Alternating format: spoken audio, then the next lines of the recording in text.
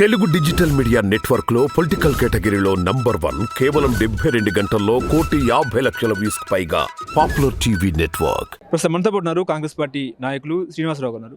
శ్రీనివాసరావు గారు, సో రేవంత్ రెడ్డిని ముఖ్యమంత్రిగా, తెలంగాణ రెండవ ముఖ్యమంత్రిగా రేపు చూడబోతున్నారు. ఎట్లా అనిపిస్తుంది? ఇది ప్రజలు నిర్ణయించిందండి. హైకమాండ్ కూడా దాన్ని ఏకీభవించింది.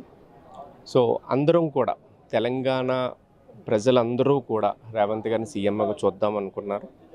హైకమాండ్ అని కూడా దాన్ని ముక్తకంఠంతో ఏకీభవించింది. అంటే తెలంగాణ ప్రజలు కేసీఆర్ను పక్కన పెట్టి ఎందుకు కాంగ్రెస్ పార్టీకి ఎందుకు పవర్ ఇచ్చారు?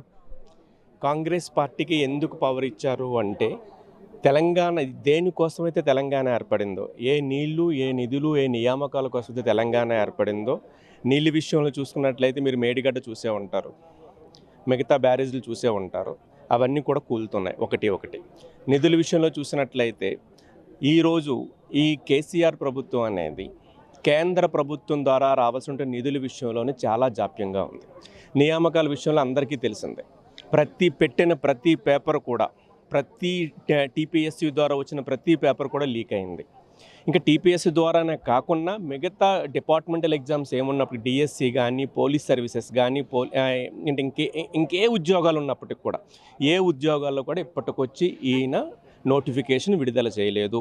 ఒకవేళ నోటిఫికేషన్ విడుదల చేస్తే ఆ నోటిఫికేషన్ అనేది ఏదో రకంగా రద్దయిందే తప్పించి దానికంటూ ఒక అంతిమ స్థాయికనే తీసుకెళ్ళకుండా పోయింది.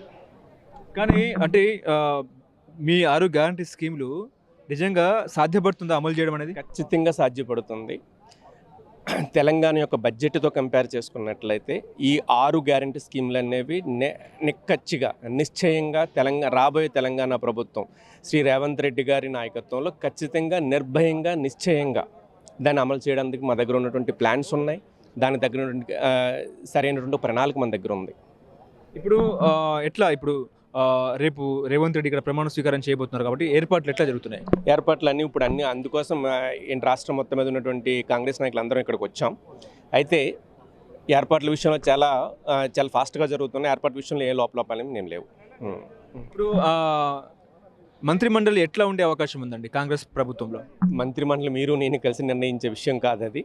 అది హైకమాండ్ నిర్ణయిస్తుంది. ప్లస్ అందరూ కూడా అక్కడ ఉన్నటువంటి సీనియారిటీ ఒకటి, ప్లస్ సామాజిక కోణం ఒకటి, దాంతోపాటుగా పార్టీ నిబద్ధత ఒకటి, ఇవన్నీ కూడా చూసుకొని తన యొక్క పార్టీ రాబోయే పార్లమెంటు ఎలక్షన్ విషయంలో కూడా ఏ విధంగా ఉంటే బాగుంటుంది, ఏ విధంగా 17కి 17 ఇక్కడ పార్లమెంట్లు గెలాలనే ఉద్దేశంతో కూడా ఆ యొక్క ఎఫెక్ట్ కూడా ఈ రేపు జరగబోయే మంత్రిమండలి కూర్పుపై కూడా ఉంటుంది.